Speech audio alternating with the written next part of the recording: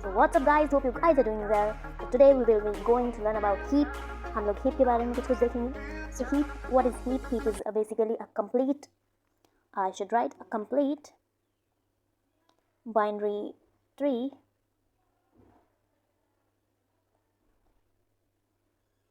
that comes with a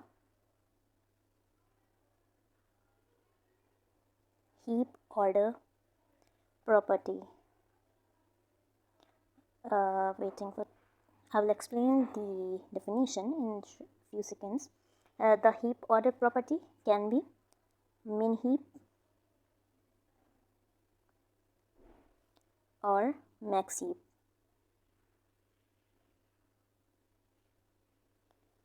So here हमने यहाँ पे क्या देखा डेफिनेशन में कि एक heap is a complete binary tree. So पहले हम समझेंगे कि कंप्लीट बाइनरी ट्री क्या है, उससे भी पहले हम समझेंगे बाइनरी ट्री क्या है.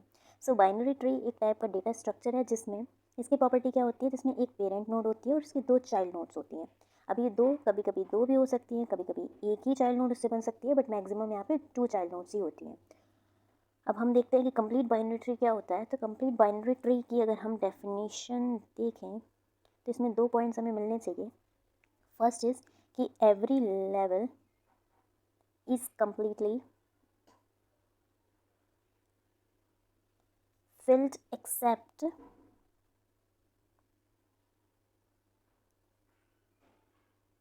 possibly the last level. ये तो ही फर्स्ट प्रॉपर्टी. सेकेंड प्रॉपर्टी है कि nodes are added always from left. So complete binary tree की जो डेफिनेशन है वो हमसे कहती है कि इसमें जो एवरी लेवल है, मीन्स हम एक पेरेंट से चाइल्ड पे जब आ रहे हैं तो कम्प्लीटली फिल होनी चाहिए वो लेवल. इसमें एक्सेप्शन क्या है कि जो लास्ट लेवल हमारे बाइनरी ट्री में बन रही है वो हो सकता है कि कंप्लीट ना हो. मीन्स उसमें हो सकता है कि सिर्फ लेफ्ट चाइल्ड प्रेजेंट हो, राइट ना प्रेजेंट हो. बट ऐसा नहीं होगा. इसमें सेकंड कंडीशन क्या कह रही है कि ऐसा नहीं हो सकता कि आप लेफ्ट नहीं प्रेजेंट रख रहे, राइट प्रेजेंट रख रहे हैं. जब भी फिलिंग होती है इसकी तो लेफ्ट से फिल होती है. अगर एक पेरेंट का चाइल्ड है, एक ही है, तो वो लेफ्ट में जाएगा, राइट में नहीं जाएगा. इसके एग्जाम्पल्स अगर हम कुछ देखेंगे तो आप ज़्यादा अच्छे से समझ पाएंगे. एक तो हो गया ये एग्जाम्पल, ये हमारा पेरेंट था, उसके 2 नोट्स निकल के आए. ये एक पेरेंट है, उसके 2 नोट्स निकल के आए, चाइल्ड. देन ये हमने था, इसका हमने सिर्फ एक ही निकाल दिया. क्यों? ये हमने क्यों कर पाए? क्योंकि इसमें एक एक्सेप्शन हो सकता है लास्ट लेवल पे.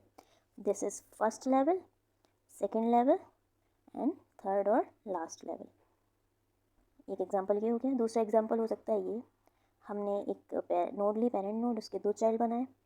उसके बाद हमने ये लिया और ये लिया हमने ट्री है. बट ये कंप्लीट बाइनरी ट्री नहीं है क्योंकि इसकी जो सेकंड कंडीशन थी वो ये फुलफिल नहीं कर रहा है. ये अगर इस वाले पेरेंट का अगर नोड है, चाइल्ड है, तो वो लेफ्ट में होना चाहिए. अब ये बनेगा हमारा कंप्लीट बाइनरी ट्री. दूसरा, अब हमने यहाँ पे, ठीक है, तो हमें कंप्लीट बाइनरी ट्री तो समझ आया. अब इसकी डेफिनेशन पे हम जाते हैं कि अ complete binary tree that comes with a heap order property. Heap order property क्या है? इसमें 2 टाइप के हीप्स होते हैं, एक मिन हीप और एक मैक्स हीप. मिन हीप क्या है? ये जो पेरेंट नोड है वो हमेशा अपने चाइल्ड से छोटी हो अगर, तो वो मिन हीप कहा जाएगा. और मैक्स हीप में जो पेरेंट है वो चाइल्ड से हमेशा ग्रेटर होना चाहिए. मैक्स हीप का एग्जांपल अगर हम देखें तो ये हो गया, इसमें हमने रख दिया 60, इसके 2 चाइल्ड हुए. अब क्योंकि ये मैक्स हीप है तो चाइल्ड हमेशा 60 से छोटे रहेंगे. एज्यूम करिए 50 और ये 40.